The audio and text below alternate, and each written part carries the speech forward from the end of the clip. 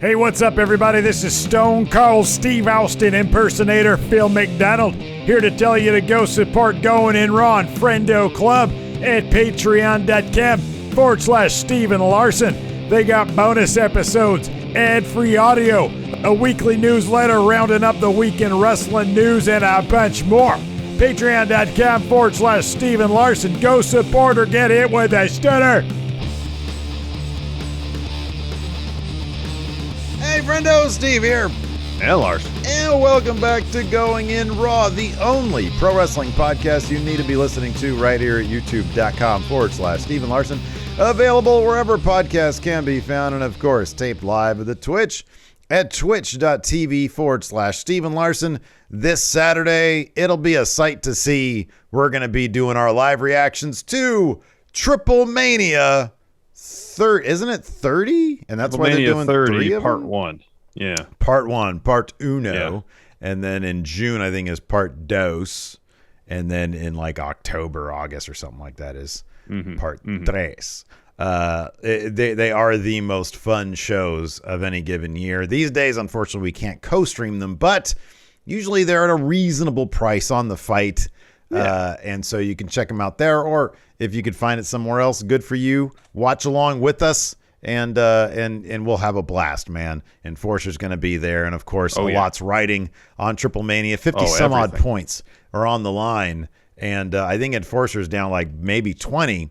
So anything can happen at a Triple Mania, can happen, including Enforcer, me, or possibly Larson retaining Big Red, which at this point, nothing's off the table. You got to figure the betting odds in Vegas are probably in your favor simply because you have a commanding lead walking into Triple Mania. Well, and to most any other show, I'd feel pretty good about this lead. And to walk into Triple Mania, it's anybody's ball game still. I can confirm looking here at Fight TV, Triple Mania, value, $19.99. Under $20? Yes, $19.99. Whoa, wow. Tremendous value. Best value. Yeah, I would say so. Same. We're going to talk about... They could easily charge $60 for each Triple Mania show individually. You get all 3 of them seemingly for $60. All 3. This price tag remains throughout the year. Oh, that's great. That's great. We're going to talk about NXT 2.0, not UK, 2.0. We're going to watch that tomorrow, but we're going to talk about 2.0 today. That's correct. With spring breaking around the corner. We got a lot to talk about there. But first, of course, we're going to talk about the news in wrestling. First up, Larson, let's talk about WWE and the Forbidden Door. What's going on here? So, it's been reported in the past and has been since confirmed by Bryan Danielson himself that WWE made overtures to work out potentially an exclusive relationship with New Japan in an attempt to re-sign Danielson. Today, Sports Illustrated's Justin Brasso has a report which sheds some light on what led New Japan to continue their partnership with AEW rather than pursue one, and as Brasso put it, an exclusive one with WWE. So this is what Brasso has to say, quote, Tony Khan found out about WWE's interest through his trusted contacts in New Japan. Sports Illustrated learned. New Japan officials stressed to Tony Khan that working with AEW was their priority, especially with the trust they had forged. This led to Tony Khan's promo directed at Nick Khan last May, where he stated there was only room for one Khan in wrestling and not some con man from Connecticut. Per sources, top New Japan officials knew about the promo before it was released and encouraged him to do it. All right. Yeah, man. WWE.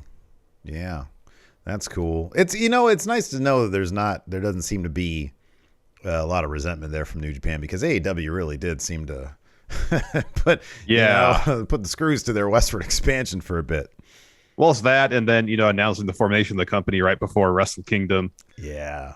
Like 3 days before Wrestle Kingdom, and you're like, all right, well, I guess all these guys are losing. Mm-hmm. Right, yeah, exactly. When Harold Mage was running New Japan, it seemed like he held a bit of resentment about that. Yeah. He's out now. Mm-hmm. It seems like the new administration in New Japan sees advantages to working with AEW even over WWE seemingly. Mm-hmm. And they got this super show coming in a couple months' time that's generated a lot of excitement. So, hopefully it'll pay out for everybody involved. It's just really it is fascinating, especially 20 years from now when we look back on all this to see how much the landscape changed. WWE at one point wanted to be the end all be all in wrestling, and then a lot of that changed seemingly because of the rise of AEW, and when Nick Khan came over and seemingly was like, hey Vince, you don't need to be the end all be all, you need to focus on being the biggest, the most synonymous with pro wrestling, and treat everybody else like they're basically an independent. And that's kind of how they operate now. We're going to talk here in just a second about something else WWE can bring to the table that really, at this point anyways, AEW hasn't been able to bring, and that's the biggest shows. Spectacle. Spectacle. That's a good segue, Larson. So I think we were both kind of surprised when WWE announced last year that this year's edition of Money in the Bank would take place in Las Vegas's Allegiant Stadium. The first time a Money in the Bank has taken place in such a large venue. I'm sorry, what did you say? It says football stadium. Yeah, football stadium. That's big old place. The stadium. It's a massive place, like 60,000 people. Right, massive. And that's where they had SummerSlam. If it holds 60,000, then what's the number that WWE is going to announce going to be? 160,000. So today, Andrew Zarian from the Matman podcast reported that more stadium shows could be in the future from the WWE. He said this: a source over at WWE mentioned that WWE intends to run more stadium shows moving forward in 2023. Just for reference, 2022 has 8 stadium events. The goal is to make this the new norm. This is a Nick Khan approach when it comes to premium live events. The scalability of large stadiums is very beneficial when it comes to having live attendance over 15,000. The event doesn't have to be a sellout of 50,000, but now you have room to do 20 to 35,000 shows more often, leading to much higher revenue and a higher level of excitement for the event. Larson, what's the glaring problem with that particular road that they're taking? I mean, one problem is that if every premium live event is at a huge football stadium, then it kind of lessens the excitement of those particular events because that's the norm. What happens when you only have 10,000 to 12,000 people? You have an arena-sized crowd in a stadium. It's going to look kind of... Well, I think the idea is that if they build it, they will come. If you have it in a huge stadium, they're going to fill it up because people want to be there for the event and the spectacle of it. I guess that's the idea. Look, for Money in the Bank, is a great idea. You and I both I think a lot of people consider that the big five now. Money in the Bank. Cool stuff usually happens there. A huge, intriguing story beats happen there. Cash-ins, even just winning the Money in the Bank. It's a huge deal because it now we know who's for a lot of storylines the rest of the year. Yeah, right, exactly. But at a certain point is I don't know, what's a shit pay-per-view? What's a B-level pay-per-view? Backlash. WrestleMania Backlash. At least that has WrestleMania in the branding. Extreme Rules. Yeah, that's going to be a stadium show. Shouldn't be. You have your 5 major ones. You have Rumble, you got Mania, you got SummerSlam. Sorry, Money in the Bank, SummerSlam, and I know historically it has been Survivor Series, even though honestly Survivor of Series late hasn't been much. Yeah, you got your 2 Saudi Arabia shows, which are usually held in larger stadiums. Yeah, this year, of course, they got the United Kingdom show. I believe it's Labor Day weekend here, so that's 8. That kind of seems like the max. You could do really anything more than that, and you're kind of undercutting the excitement level because every show is going to be this huge spectacle. So it's going to lessen the impact. If most of your pay-per-views are at a stadium, then the ones that aren't at a stadium are just going to feel like, I know, done. Like I don't know. super shows, like Raw or SmackDown super shows. Honestly, look, if they did Survivor Series right, where they made a big deal out of brand versus brand, and like they did that for a couple of years. It was kind of cool. It was like when they would invade each other. Was cool. The NXT thing was cool when Becky got bloodied up and the brands had been there for a while. It was pretty cool because if they did survive, number one, if you hold the draft once every 2 years or every 3 years, or even kept Survivor Series right before a draft, then you've got a year of that brand coming together and really being solid. Then Survivor Series makes sense. So sorry to interrupt. Here's a potential approach they could use to say, all right, these stadium shows, these pay-per-views, these live events or feel huge and meaningful if they stop doing so many of them. If they're not a monthly thing, you have your 2 that are going to be in Saudi Arabia. So you have 5 to 6 here in the States. Every couple months. Yeah. Just because they're not so frequent, they'll feel a bit more special.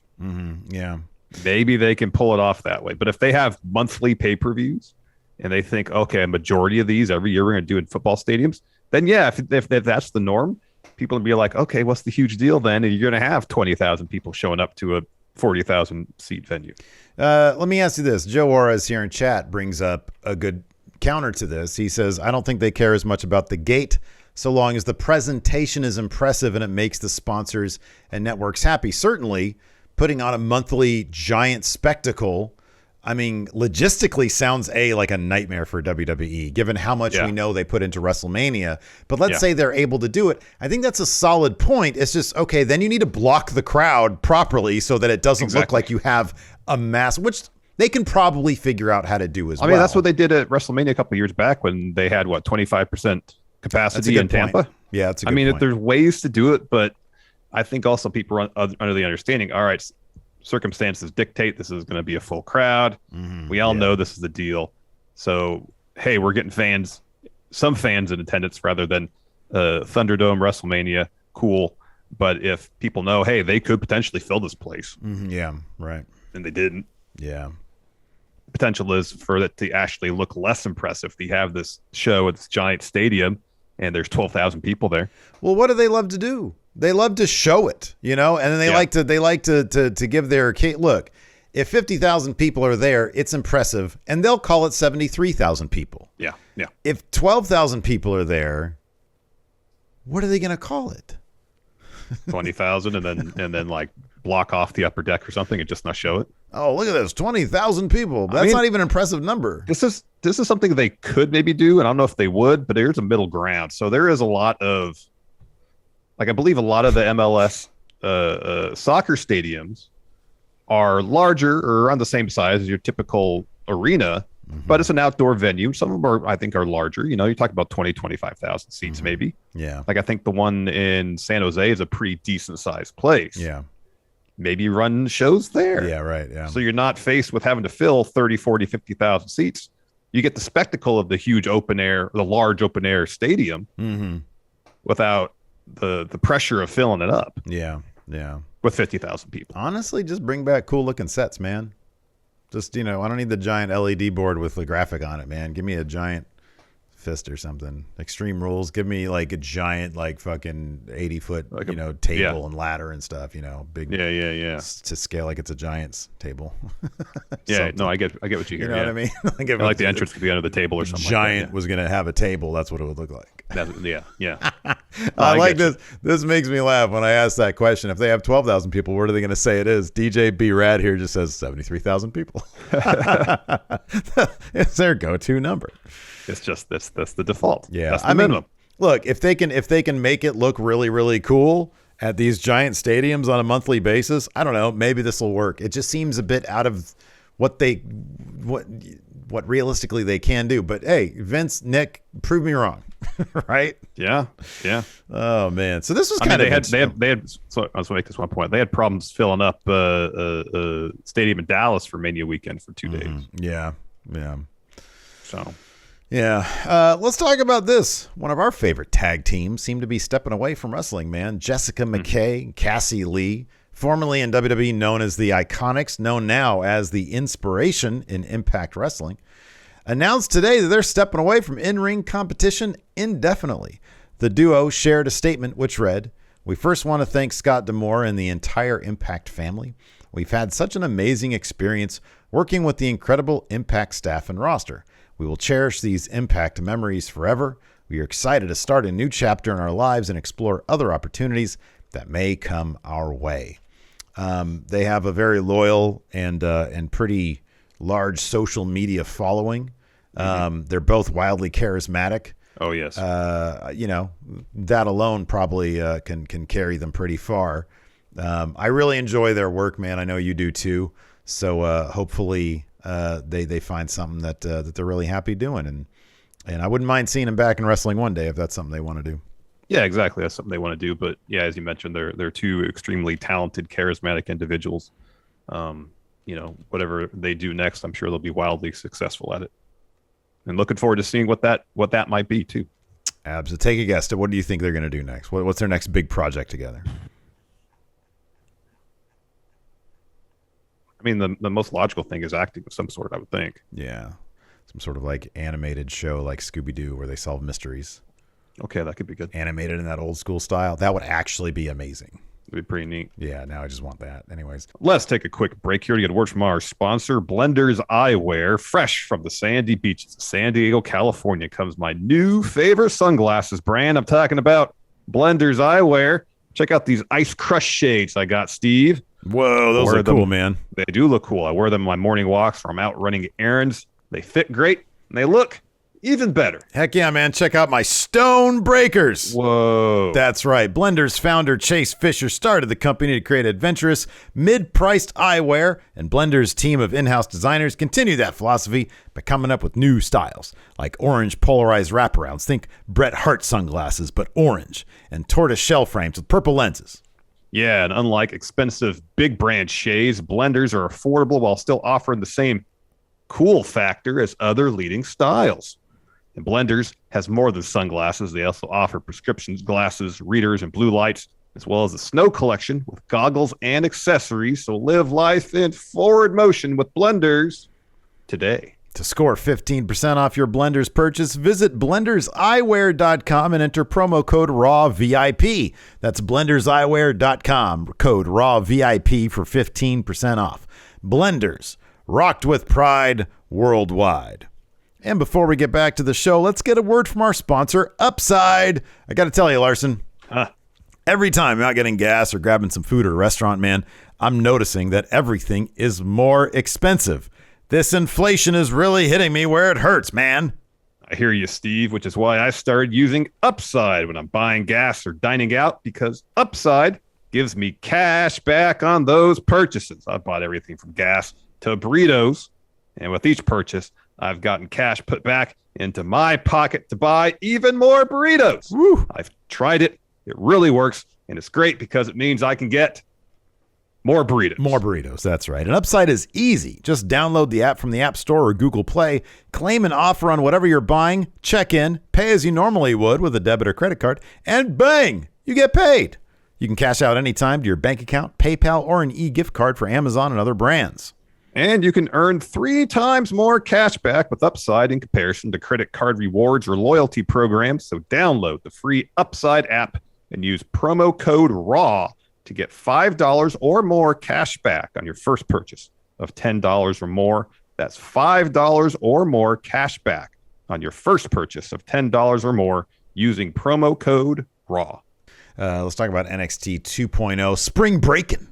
It was around the corner here, Larson. Yeah. Was that announced before last night? Was that announced? Yeah, it was announced last week. Okay, I don't know. Time is a fucking flat circle for me, anyways. Can we just spend an hour talking about Idris Enofe?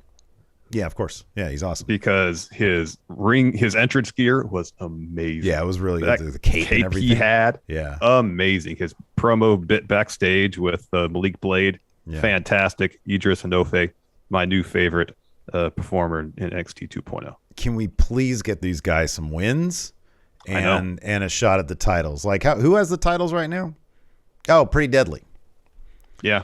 Who's the biggest, baddest heel tag team in the freaking NXT?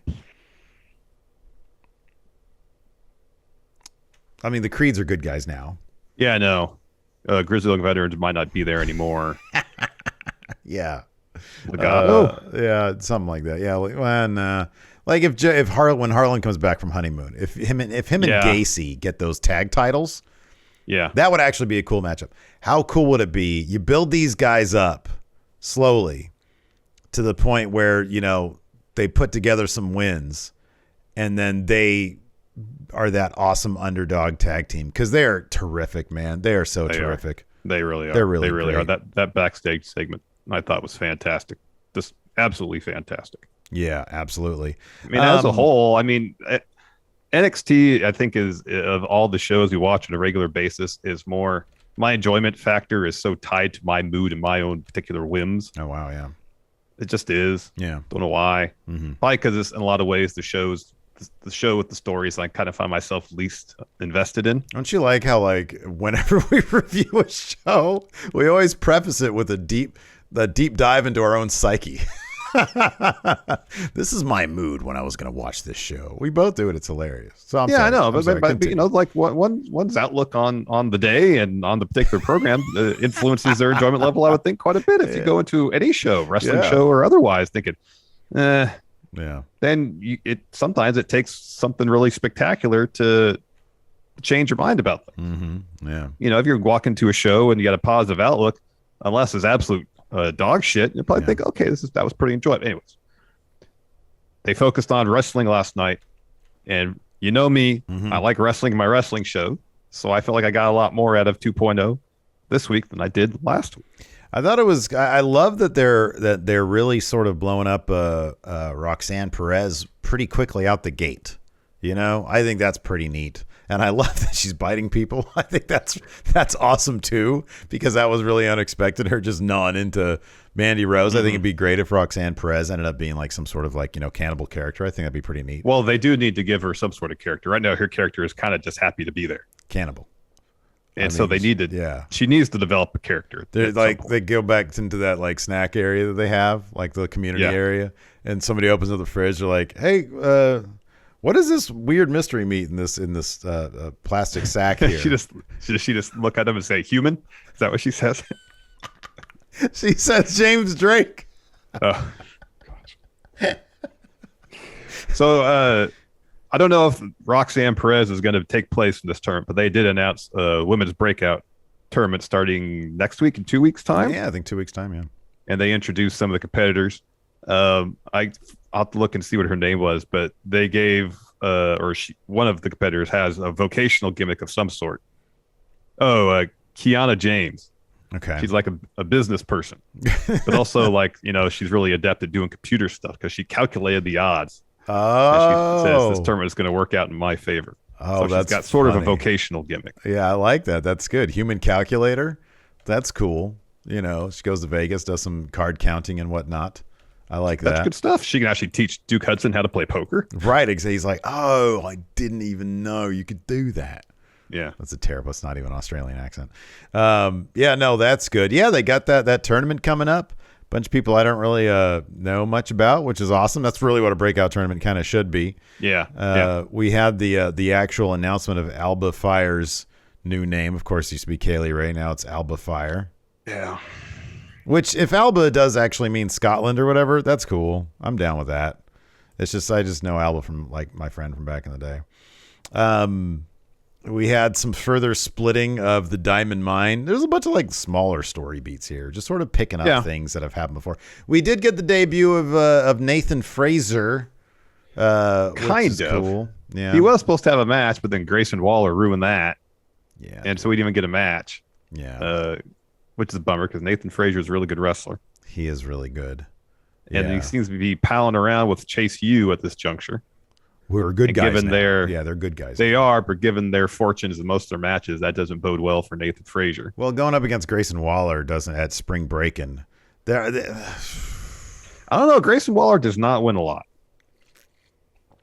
What was the last match he had? He beat Songa. Yeah. A couple weeks ago. Prior to that, he's I was with I think you had said that Waller and Songa. I thought Waller and Songa had a decent shot at those tag titles.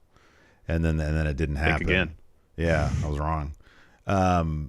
Before that, he had that main roster feud with like AJ, right? Yeah. And then AJ won that. Yeah. Yeah, that's a good point. He's one of those guys. Number one, I can't stand him as a character. In 2 years, if they do some stuff with him, I'll be cool with it. But I can't stand him, and so like it really bums me out if he's going to beat Nathan Fraser. But Nathan Fraser's just showing up. Yeah. Like he's got to win this Spring Breakin' match. You'd think. I'd hope. You think so? At the same time. Yeah, you never know. Maybe not. Maybe not. Anyways, let's dive into it because I feel like there was no huge story beats, especially like with the title scene. It was that stupid Joe Gacy promo. Oh my gosh! You know what? If you're gonna send a Steiner out there, can you please just make it Scott Steiner?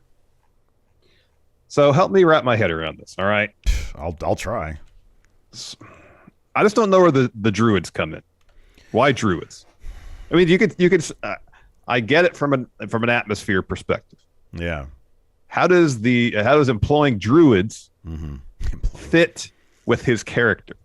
That's what I don't understand. Oh, dude, I don't know, man.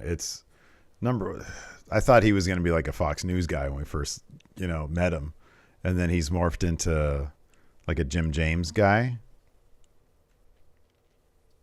I don't know. Jim James? Jim you mean Jones. The singer? Jim Jones. Yes, and say not the singer of My Morning Jack. Hey, everybody, Jim James here. Yeah. Yeah. You gotta admit, it's a pretty close name, dude. I mean, it is. But I did think about that for a second. It's like, I did James, too. As soon as I said, I was like, shit, which one's the singer? Which one's the cult leader? It's Jones. Was he the Kool-Aid guy? Yeah.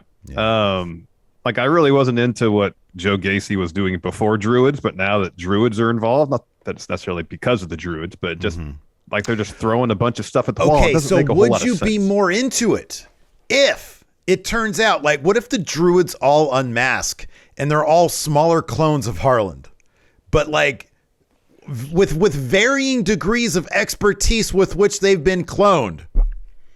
Like they're all kind of mutated. One's got like a longer arm than the other. Hold on. But the original Harlan is still Prime Harlan, and that, like, in terms of in-ring competency, Prime Harlan is still top Harlan. Yeah, right. Yeah. They're all terrible in the ring. That's the point. That if you got 25 Harlan clones that are all worse wrestlers than him, not really into that. Oh, okay. But I know you're like big into in-ring stuff, but it would be hilarious and awesome and interesting if they all unmasked and they were all like weird versions of Harlan. Yeah, that's like a one-time deal. He's like, but after that, once they have to be involved in anything beyond just he harvested Harlan, beyond like taking their hoods off and you see they're all Harlans. Yeah. Oh, come on. I would pop so hard for that. I'm saying that like, moment and it shows fine. Like his lab and like he had to like harvest Harlan's there and he's all split open and everything. No, I get like the initial revelation of it would be cool and all, but after that, when they actually be involved in matches and stuff, that's where it all falls apart, man. Yeah. I don't know, man. I'm down with that. It's like, talk about twin magic. You got like 25 Harlans all rolling into the ring. But they're all shorter. One's got like a 2-foot long arm. The other one's like a 12 inches. Yeah. This could be easy to point out, hey, that's not the Harlan that was in this. That's match. 1 foot. Yeah, I know. I hope it's so. I'd be so disappointed when it's just a bunch of jobbers. Well, we're never going to see who it is. No, we're not going to see that shit. After this feud, I guarantee you, after this feud with Braun Breaker, we're not seeing those Druids ever again. He's going to move on to something else, some other weird gimmick. I'm the Nightmare. It's like they just don't know what to do with. Like they have a vague idea of what they want this character to be. Most vague, but they have no idea what to do with it. Who do you want? Who is Gacy? It's just sort of like a creep.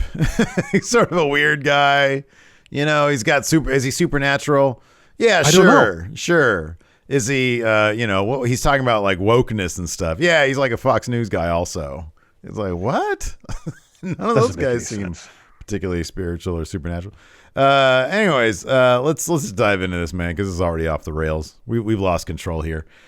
Kicked off with Nikita Lyons, man, one of my favorite wrestlers right now, versus Lash Legend. Nikita Lyons is fun to watch in the ring, man. She ended up getting the win here with that awesome spinning kick finish. I'm sorry, the spinning kick to finish the match. Right afterwards, though, bang, immediately, Natalya attacks Nikita after the bell. Lash is like, okay, I'll do this too. She joins in. Cora Jade runs in to make the save. She has that really tiny skateboard with her, which she's trying to use as a weapon, but it's comically small. So she sends Lash out of the ring, takes a swing at Natalya with that little tiny skateboard, and then Natty ducks that, tries to put Cora in a sharpshooter, and then Lyons puts the boot to Natty, sends her out of the ring. So it was announced later on, we're getting that tag match, good guys versus bad guys. That's Spring Breaking. Next, we got Tony D'Angelo promo. He says, well, I was supposed to face Zion Quinn tonight. He can't make it. Now I got to face Von Wagner. All I know is that when he's done with Mr. Excitement, referring to Vaughn, Vaughn's going to be sleeping with the fishes. Santos, you know what I'm talking about. Yeah, everybody. That's a common phrase. I know. Everybody knows what you're talking about. Everybody knows what that means. I like this next bit. So Roderick Strong is addressing Diamond, and Malcolm Bivens is rolling his eyes through this whole thing. He is not being subtle about it at all. Not at He's all. like, this whole thing was great. I like he's this like a lot. muttering through the entire thing. Yeah. So Roderick says, hey, we have to be realistic about our situation. Recently, we've been struggling, and that's something I won't tolerate. This group is too good to crumble like my last group did. And he gets up to the creeds and says, Brutus Julius, you've come close to win the tag titles twice, but you're acting like you've already made it to the mountaintop. And he's about to move on to Ivy, and Brutus interrupts and says, hey, we didn't even get pinned at Stand Deliver, and then Pretty Deadly robbed us of the titles in the gauntlet match after we beat every other team. And Roderick says, all I hear are excuses. If you got to beat 4 teams, then you do it. You have to be ready for anyone, which is why I set you up for a match against a team, some former champions. Next week, they just arrived. It's the Viking Raiders. Yeah, Roderick Strong is basically like a, middle manager everybody hates at their lousy job because he talks like that too. I know. All right, everybody, gather around. Listen, we have an all hands on deck meeting. But I will say it's a role that fits him right. I know, yeah, totally, it does. And Malcolm Bivens is the guy, who's just fucking, man, I'm here with my team, and they don't like you. Yeah, that's going to be interesting to see how that plays out. Is Roderick Strong just going to be like a solo guy again? Is he going to main roster? Like, what's the deal with that? Yeah, I don't know. It's funny because, like, there are so many Roderick Strong types in the world. He's a world-class wrestler, by the way. Oh, absolutely. But, like, on main roster, there's not a whole lot of that guy left, Like, Cesaro's gone. He was sort of like that guy, but he was just a really taller version, bigger version of that guy. Yeah. But, they don't know. I don't know what they're going to do with Roderick Strong on main roster. I mean, is it maybe because he's just that guy, the wrestling guy, and there aren't really that many more of those? Is that enough to stand out, or are they going to gimmick him? I don't know. Boss, I mean, like Ricochet Strong. right now is the wrestling guy. He's like really flashy wrestling guy, though. Yeah. He is, yeah. But Roderick He's Strong the guy is that's more, going to be yeah. that's known for his in-ring work more than anything else. True. Yeah. Yeah, absolutely. Yeah. Yeah, that's a good point. After that, we had Von Wagner versus Tony D. This sort of went the way we figured it would go with Legato getting their revenge here. So Von Wagner dumps Tony out of the ring. Wild and Cruz get up on the apron and try to distract. Tony's wise guys pull them off. Santos hits Tony in the leg with a tire iron, which was sold beautifully by Tony D'Angelo. He just goes down in a heap. Tony beats the 10 count, but then Von Wagner gets that huge boot on him for the win there. Yeah, didn't even take Von's finish to get the win there. I think this is just probably the boot now, man. Well, yeah, Really? we've seen that a couple times. Charlotte won with that like big Olympic boot. Slam DVD. That's true, type yeah. deal. Charlotte won with the big boot. Wasn't that at Mania? Yeah. So I guess the big boot, that can kind of be the thing. Now maybe Bruce Pritchard's like, I like the boot. Oh, he's huge into the boot. Hey, why not use for that finish? Why not use the boot? Okay, Bruce. Could be. Sure. Everybody's got a boot finish now. Next, we have Indy Hartwell, Persia, talking to Roxanne Perez backstage. They're both saying, hey, it's really impressive. You beat JC Jane last week. Toxic Attraction steps in. Mandy says Roxanne just got lucky. JC says, yeah, you only won because Wendy Chu destroyed our locker room. And Roxanne just says, well, a win is a win. Mandy tells her that let me know when you wake up from this dream that you've been living in this past week. And Roxanne says, I'll prove it wasn't a fluke tonight. So we have that match later on. Mm-hmm. After that, we had a Nathan Frazier video package hyping his debut tonight, coming up very soon. But first, we got Briggs and Jensen and Fallon all backstage. They're hyped because they got Legato tonight, and they got Fallon with them. She said, I'm tired of Elektra Lopez. I'm tired of Legato. Can't wait to go out there and punch Lopez in the mouth. And then Sophia Cromwell walks through. Jensen, immediately horny, gets distracted, covers his man nipple with his hat. And Briggs says, hey, get your head in the game. He's like, oh, my head's in the game. He says, no, not that one. He starts yelling at him for being horny. Yeah. Come on, Briggs. You might be over the hill, but Jensen is a strapping young man with needs and desires. And boners. Yeah. After that, we had Nathan Frazier versus Vacant because Grayson Waller comes out and kills. I think they said who his opponent was going to be, but it all happened so fast I didn't make note of it. Yeah, same. They did say who it was. Don't remember who it was. They did say who it was. Okay.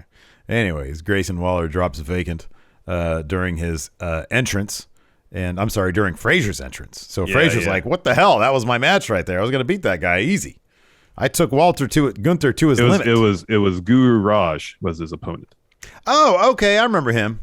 Yeah. I literally, I sort of I had it on, and then they're like, "Oh God, Waller just," and I was like, "What happened?" So I literally later on didn't they see said who it was. Later on they said who it was. Commentary said who it was. Yeah. So, anyways, Waller gets on the mic, says, "Nobody cares about you or your debut. If you and your Willy Wonka haircut, it is a bad haircut, take another step." He said, "This is going to get embarrassing because this is NXT. It's my NXT. I don't need Sangha. This is the Grayson Waller show. I do what I want when I want."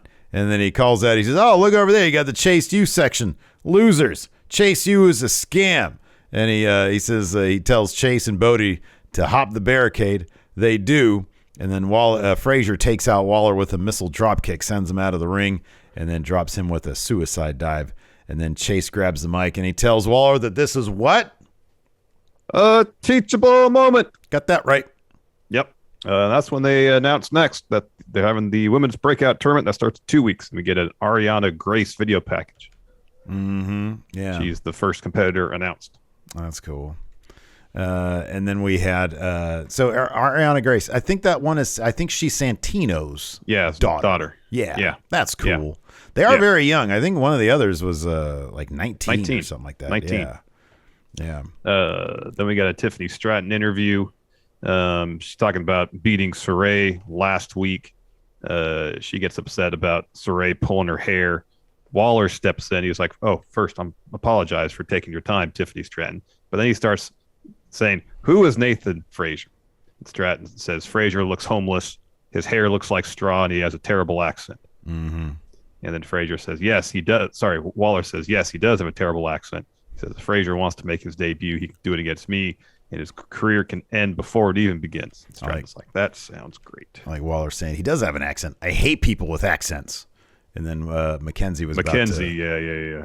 I mean, to him, it's not an accent. He doesn't have an accent. Nobody really has an accent. They just talk the way they talk. Exactly. Anyways, after that, we had Caden Carter. Yeah. And Katana Chance. Yes. Is that her name now? Katana Chance. Uh-huh. Okay. Versus Leon and Feroz. I don't know their first names. Hulissa? Is one of them Hulissa? Yeah, and then Valentina. Yeah. Valentina. Oh, yeah. Valentina... Feroz. Feroz. That's what Feroz. That's right. Yeah, sorry, that's how they it's did pronounced. say Feroz. So this is a fun enough match. Of course, Caden and Katana Chance, formerly known as Casey Catanzaro. It's going to take a while to get used to that name change. Katana Chance. It does roll off the tongue a bit better than Casey Catanzaro. Katana Chance. But still, I've been calling her Casey Catanzaro for so long. Years now. Yeah. It's going to be tough to... Yeah, it is weird. So anyways, they get the win. They get their finish for the win here, but it was a pretty decent match. Yeah, they give it plenty of time, too. Yeah, they did. They gave it a lot of time. Yeah, it's weird. They really need to send... I know the main rosters thing is you just sort of put singles people together for their tag division. This is an actual tag team. They should probably send them to main roster. What a novel idea, sending an actual tag team to be a part of a tag division. They've been around forever. They're really good as a tag team. I know. If you're not going to put the titles on them at NXT, send them to main. I know. I agree. After that, we had Jensen backstage being attended to by trainers and refs. Says he was jumped. So we have another whodunit. The trainers say, "Yeah, no, you can't wrestle." Briggs is like, "Bah!" Gets pissed, and Jensen's I think it's Legato that did it too. Yeah, he's like, "Legato." coming up. And Jensen's like, "I can fight. I can still fight." He's like, "No." Or the trainers are like, "No, you can't." No, you can't. You can't fight. You're too messed up. Then we got the Alba Fire video package. I'll say this at least. They made some attempt to explain the name change here. And that's, as long as you give me some explanation, that makes sense. Yeah. No, I agree. I know. It's not like, oh, you used to know this guy by a name. Yeah. Yeah. Or like the Butch thing is the most egregious one of them all, because this is someone we used to hang around with. It's like the timeline does not match up at all. No, it doesn't. For Sheamus. Yeah, no. For Ridge, sure. Sheamus, no. And then week after week, they were like retconning that shit. It was like, and then eventually it turned into like, oh yeah, when they're all young, they all used to hang out at the pubs together. And I'm like, Sheamus is 20 years older than these guys. Doesn't match up. And like the first time Ridge met Sheamus is when Ridge debuted on SmackDown. Right. Exactly. It just doesn't make any sense. No, it doesn't. Then we got Legado taking on Briggs and Fallon Henley. Mm-hmm. So Briggs and Henley, knowing that they're don't have the numbers advantage. In fact, Legado has numbers advantage. They attack Legado at the bell, clear the ring. They have the upper hand for a while, though. Joaquin Wilde hits Briggs with a chop block. Eventually, Robert Stone joins commentary and says, just like Ikemen Jiro had wandering eyes, so did Jensen. Mm-hmm. So, doesn't seem like Legado attacked Jensen. It was Von Wagner. It was Von Wagner, all because Jensen saw, what's her name? Sophia Cromwell. Sophia Cromwell. What a great name. That is actually, it's such a British name. Yeah. So, you know, she went and walked right next to him. And is he supposed to act like she literally doesn't exist? Is that the situation here? Lest you raise the ire of Von Wagner? Well, it is his world. It is his world. So, yeah, his rules apply. I guess so. Yeah. Anyways. So the finish saw Lopez and Henley. They start brawling out towards the crowd, and Legado hits their finish on Briggs to get the win. The way they got to the finish was really great, too. Yeah, no, Briggs did a great job. Briggs, it kind of makes you wonder, should this guy have been, like, not in the same character, but in the prominence of the Joe Gacy spot? He's a really good wrestler. He's a big dude, and he's full of personality. He just needed to sort of find a good way to channel the personality. That's why. Oh, agreed. It didn't seem like that at the beginning of this tag team, because clearly he was just being shoehorned in something he wasn't. Yeah. I mean, really, you could think there's two roles that you would now, with hindsight in mind, that he would seem like a better fit. It's the Gacy spot, not the character, but the spot. Sure, yeah.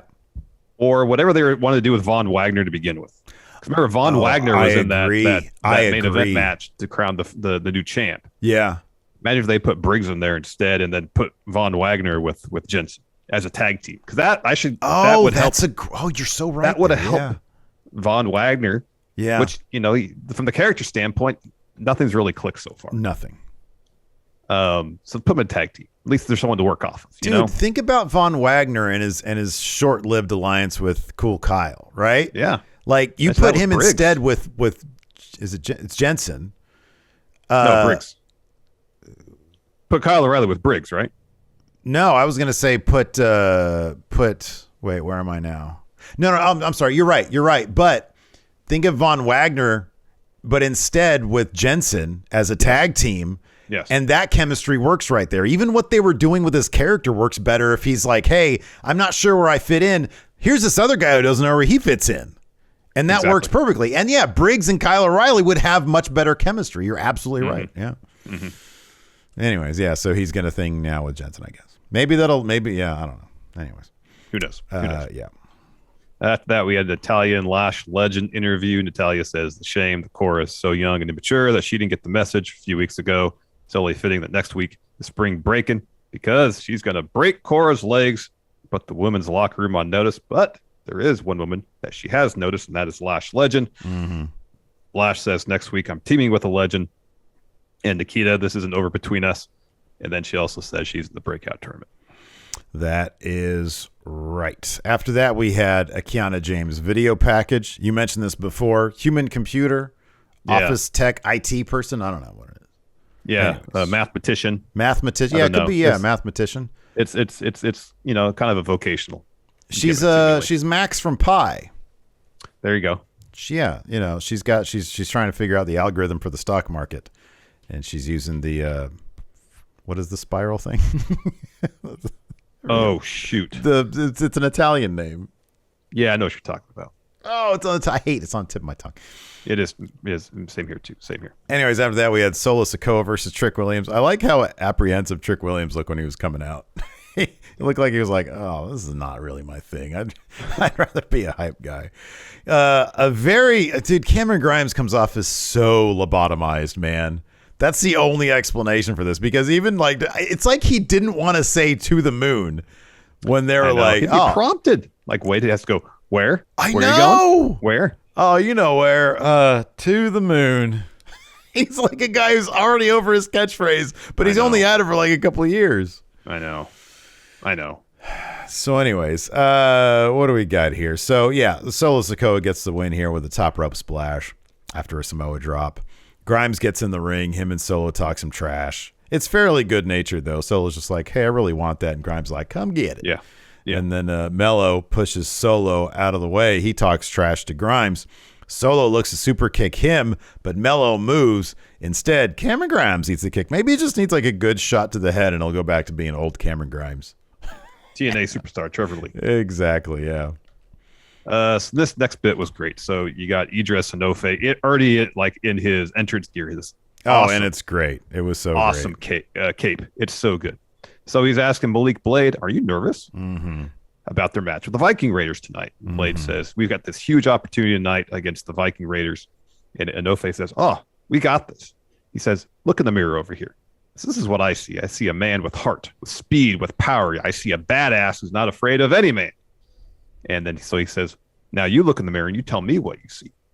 And Blade's kind of meekly at first says, "A man with speed, with heart, a badass, afraid of no man." And Enofe's like, "I don't believe you. Bring me more. We need more energy." And so eventually he repeats it a few times, and then Blade starts getting really fired up. Yeah. And so he's ready to go. So Enofe puts on these awesome sunglasses and says, "Let's go!" And off Let's they go. For the match. Fantastic. Yeah, it was really good stuff, man. After that, we had a Legato promo where Santos, so I think Elektra started off, said tonight was, Joaquin Wilde started off. He says tonight was all about another victory. Santos says last week Tony knew nothing about those two goons. He says tonight proved that Tony is a lowlife and a liar and got a taste of his own medicine because nobody threatens Santos.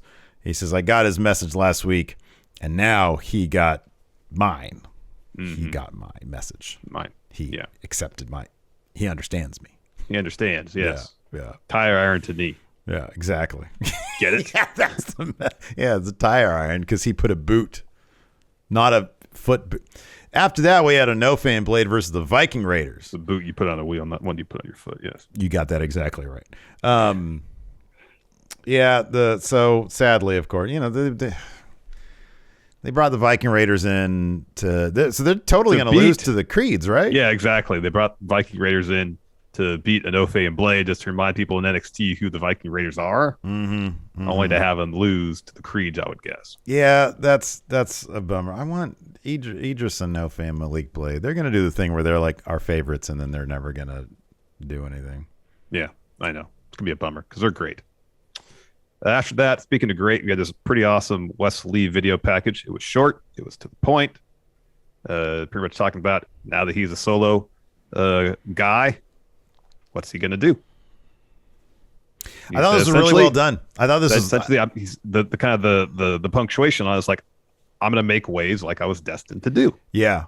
And there's literal waves out there. Which is great. I love this, man. I thought this was so good. And I don't know if they're like...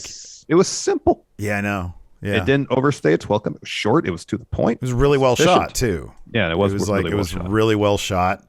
You never know what you're going to get if you're shooting at the beach, man. The sky might be blown out. You got to film it right. Exactly. It could be hazy. Yeah, right. There could be like trash all over the place. Some entirely screaming kid seagulls running around. Just fucking shit all over you. Never know. Just a hail of shit coming down. Hail of seagull. Yeah.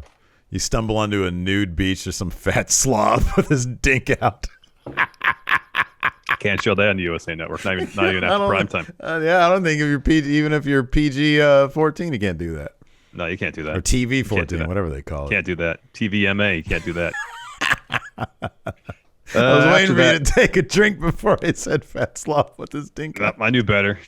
After that, we had a Tony D'Angelo interview. He says Santos should have been smartened up a long time ago. He says, I'm the Don of NXT. Santos doesn't make threats. I do. Santos, you think you're tough because you run around with the crew? Well, I made a few calls, and now I have my own crew. Here's meet Troy Donovan, Channing Lorenzo. The real people of the world. Santos, mixing up with Tony is bad for your health. So next week, I want to have a sit down. before I got to take things into my own hands, because if I do that, you're not going to like it. They're going to parlay next week, man. Seems that way. When is spring breaking? Is it next week? It is next week, Steve. Yes. Spring break was like 2 weeks ago, man. Hey, maybe not in the NXT school calendar. I don't know. Chase U schedules it for a lot later in the calendar. That could be. Maybe it's a longer spring break. Because I'm like, the reason why I asked that again, because I'm like, wait a second, next week it's spring breaking, they're just going to have a parlay? Like they aren't going to have a match at spring breaking? No. You answered your own question. Who wants to parlay at spring break, man? I want to partay at spring break. Well, maybe that's the thing. Anyways, after that. You want to partay, yeah. That's so stupid. Oh, God. If you didn't make that joke, I was going to. Though. Good. See, look at this. We're on the same page. Roxanne Perez versus Mandy Rose was the main event match before a Joe Gacy promo. This was kind of a mess. It featured a lot of biting here. Roxanne working over Mandy's hand. Biting it, slamming it down ring steps. Yeah. And then, of course, there's all sorts of distractions here. Perez got a crossbody for 2, but then just walked right into Mandy's knee. Mandy got the win there. Wendy Chu shows up with some water guns, gives one to Roxanne. They start firing those water guns at Toxic Attraction. They flee up the ramp. Wendy produces a button, and she presses it. And then like a trap, like a net falls onto Toxic Attraction. It's the smallest, loosest net. So like one of them, what's her name? JC Jane gets out of it really quickly. Oh, it was Gigi. Gigi, like it just barely grazed her. Yeah. And she's kind of like to flick it off and then she's out. Yeah. Yeah. And so anyways, and then they get shot with a bunch of silly string. So it's by and large like, this wouldn't bother a 10-year-old, let alone grown adults. But they have to sell the shit out of it, which they do. Yeah. I know. After that, we had a Sloan Jacobs video package, and my job for the recap is done. I'm going to throw this Joe Gacy promo to you now. Oh, great. You put the responsibility on me for this. I did the match, so you get this. Fine. So this is Joe talking a bunch. Rick Steiner comes out. What do you even say? Rick Steiner just tells... Oh, because Joe is saying that Braun's not cleared for the match, and so they're just going to hand him the title, essentially. Right, yeah. So Rick comes out and goes, you got it wrong. Braun is cleared. He will defend the title. And Gacy says, well, you picked a great time to come back. Or did you pick the worst possible time? Oh, which one is it? Get up on the apron to surround the ring. The lights start coming down. The Braun comes out. He starts laying out all the Druids. Eventually, Gacy drops Braun with the clothesline. And so this is like the only kind of fun part of this whole segment is when the Druids all lined up and one of them picked up the title and they just passed it from person to person, eventually handing it to Gacy, and he just holds the title over. Yeah, that was kind of cool. Anyways, let's go ahead and answer some questions. I have a thread here on the... Do we have a level up lowdown? Yes, we do. I'm going to run it right now. Just not for the live crowd, but for everybody else. Here's the Enforcer's Level Up review. Thank you for remembering that. Here we go. Hey, friendos. How's it going? It's the Enforcer here once again with the review that nobody wanted, but you're going to get it anyway. It's time for the Level Up Lowdown. Now, this one here kicks off with Idris Enofe and Malik Blade versus Quincy Elliott and the debuting Demarius Griffin. Enofe looking... wonderful as always, coming out with a beautiful red cape with shoulder pads, red and gold, looking wonderful. Quincy and Demarius, these guys are big boys. They're hosses here. The one thing that commentary was that really caught my ear when they were trying to tell you about Quincy and Demarius, Quincy's role models, he's got 3 of them. One of them is Kanye West, number 2 is HBK, and third is AJ. And they said specifically he was a fan of AJ Styles because he uses the word phenomenal. Okay. So Idris and Malik, they're working well at the beginning, working with their speed advantage. Quick tags back and forth. Griffin does get the advantage with a massive spine buster to Enofe. They're on the attack, and while this is going on, I got to say, Enofe, hell of a seller, bumping all over the place for Quincy and Demarius. Looking good. The finish, I will say, was with Idris getting the advantage with Malik, working their speed back and forth, going Idris and Malik opposite corners. Inofe hits a Shining Wizard, and then at that time Malik gets up for a frog splash, and then 1, 2, 3 getting the win. Hopefully continue to get reps, continue to move forward with Inofe and Malik. Quincy and Demarius, they'll get their reps and level up, but I could see Idris and Malik making a spot with 2.0, especially with everybody that's been recently moving, a lot of moving pieces and stuff like that. A second match, Fallon Henley versus Thea Hale. Thea Hale came out like a house of fire coming out from the entrance ramp to the ring. She's also wearing a red cape. So very cape heavy episode of Level Up that we have going on here. Interesting thing, both of them are working faces. So early on, every time there was a maneuver that one of them did on the other, it'd be a little bit of a head nod like, okay, all right, I see what you're doing. I see what you're doing. Towards the end, we get the Thea had the advantage. Fallon Henley fires up after this so that she can gain the advantage. And the finish is a couple of quick punches into a Shining Wizard by Henley for a 1, 2, 3. Even though she took the L, Thea, I see some upside. Great gear.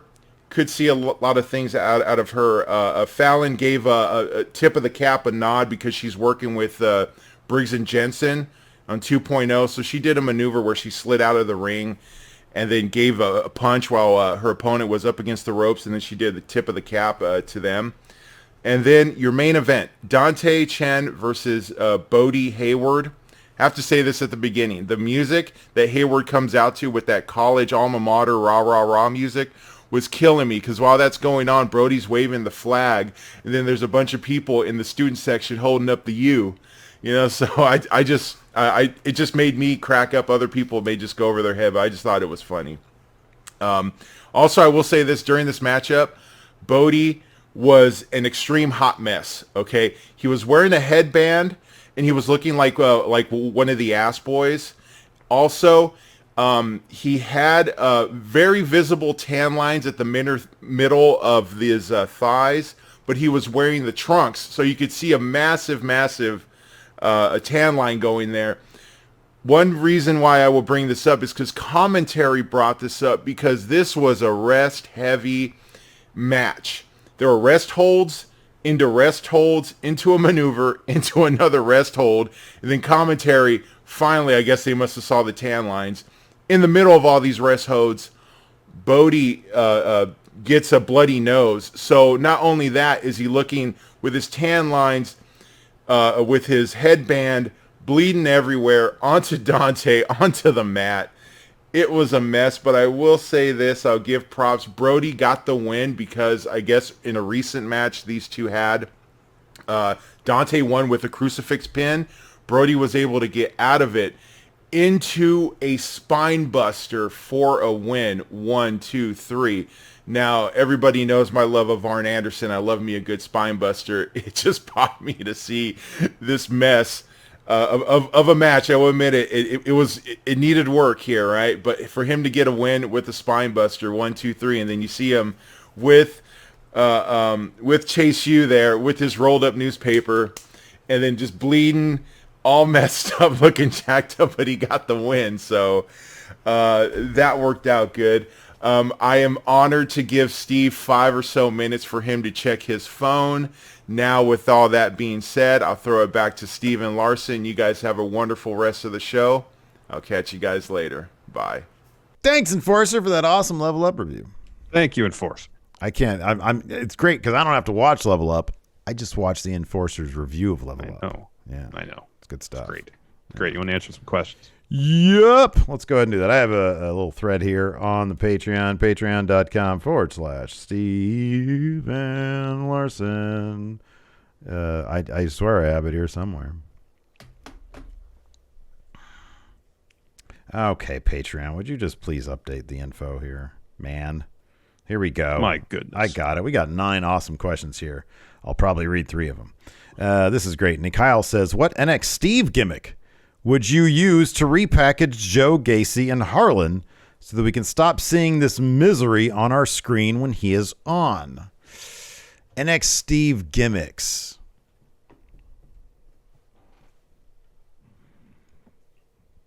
This is what I would do. Yeah, go ahead. Go back to fun wrestling. Harlan would be top notch. Oh, yeah, that's good. And then Gacy, I guess, would be Fun Hoss. That would make sense. Yeah, Gacy looks like, yeah, that could be. That's good. I mean, look, our main pay-per-view was WrestleCoin. You know, we never did really introduce any crypto bros, so Gacy would be a crypto bro. That's what I can think of right now. You know, he's the guy who is responsible for the creation of WrestleCoin, and he made off with all the funds from WrestleCoin. Oh, wow. Yeah, man, he's the guy. Wow. Let's see here. Oh, wow, this is difficult, and you can't see neither. Mayor of Planet Houston, whose group is spookier, Edge's faction or Joe Gacy's cult? It's got to be the cult, right? Because I don't know who those guys are. It is Gacy's cult because there's zero intimidating or menacing or scary about what Edge is doing. Zero. Yeah. What kills Edge's faction is, to me, the Rose Parade float. That right there is enough for me to be like, no, there's nothing scary about this guy. Nothing. Roz Cody asks, which spring-themed event is better? WCW, Spring Stampede, NXT Spring Break-In, or Joey Janela Spring Break? Gotta go with Joey. Nah, man, it's all about WCW. Shavon says, which tag teams from the WWE would you guys like to have a career resurgence like FTR? He says, even though they're in a good spot right now, I'd love to see the Usos go battle with teams like the Bucks, FTR, Santana, Ortiz, etc. So who in WWE? What tag team? There's so many thrown together tag teams that they just turn into actual tag teams. Yeah. You know, it would be nice. I don't think it's ever going to happen because they are so ingrained in WWE's DNA at this point. It'd be fun to see the New Day out and about. Yeah. Yeah. That would be a lot of fun. Yeah, it would be. But I just never think that's going to happen. Cornbread Haas asks, can we get an AEW preview? Sure. So, of course, there's Sammy Guevara versus Scorpio Sky in a ladder match for the TNT Championship. You got Dax Harwood versus Cash Wheeler. That's going to be great. Serena Deeb versus Hikaru Shida in a Philly street fight. Oh, that's going to be good. Lance Archer versus Wardlow. And then Young Bucks, Adam Cole Bebe, and Redragon taking on Dante Martin, the Pillmans, Lee Johnson, and Brock Anderson. This is a great question here. Cameron Bartolozzo asks, Steve and Larson are signed to WWE but are forced to have their names changed. Give each other their new name. Okay.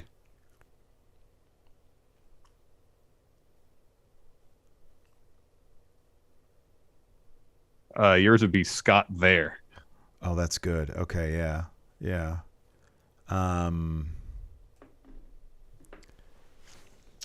Yours would be...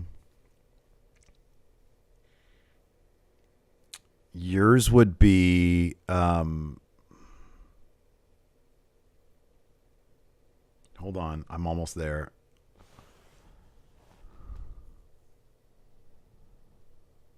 It would be man.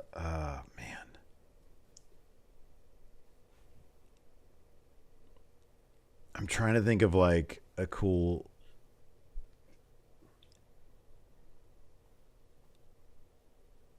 It'd be Mars Taylor. Okay. Because it's I know you're not like a fan of the Chuck Taylor shoe. Oh, Chuck Taylors are fine. But you ever wear them though? You're more of a sneaker guy. It's an iconic shoe. So I got the Taylor from that. I have worn Chuck Taylors before. And then you remember Spike Lee's character from absolutely. Mars, yeah. so it'd be Mars Taylor. It'd be a couple of sneaker references. That's good. That's a cool name too, Mars Taylor. That is a good name. Oh man, that's good. Let's see here.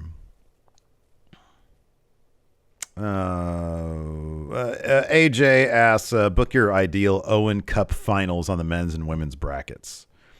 So I'm gonna say, because I don't even know. Like, did they release brackets or no? Who's in the brackets yet? I'm gonna say So wait, okay, so we know Cole on the guy's side. Cole's in it. Yeah. Is Wheeler Yuta in it? Don't think so. Who's had qualifiers on the men's side? Cole. I know that because it happened last week. Was Kingston Garcia a qualifier? I don't think so. This is a grudge match. Oh, Joe. Joe's in it. Joe's in it? Yeah. Ooh. Kyle O'Reilly's in it. Yeah. Ooh. Yeah, that's right. Kyle's in it. Joe's in it? Oh, really? Keith Lee. Keith Lee's in it. I'll say, I think. Is Keith Lee in it? yeah, that was his first match. That was the first thing. It was a qualifier. No, yeah. his first match was to get into the ladder match. The ladder match. So I don't think Keith Lee is in it yet. Whatever. I'm going to say it's Joe and Lee. Joe and Keith Lee for the finals. And I'm going to say Keith Lee wins. I think Tony Cole's going to Storm. win, but that's what I want to see. Tony Storm and Britt Baker in the finals. I think that's probably what it's going to be. That's absolutely what it's going to be. Let's see here. Rob Conway guy, do you think Toxic Attraction has the best chance at having a legitimate women's faction on the main roster rather than split them up? I think they'd be great to run one of the brands and maybe add to the faction. Yeah, I think they should keep them together. I think that'd be a smart move. You totally should do that.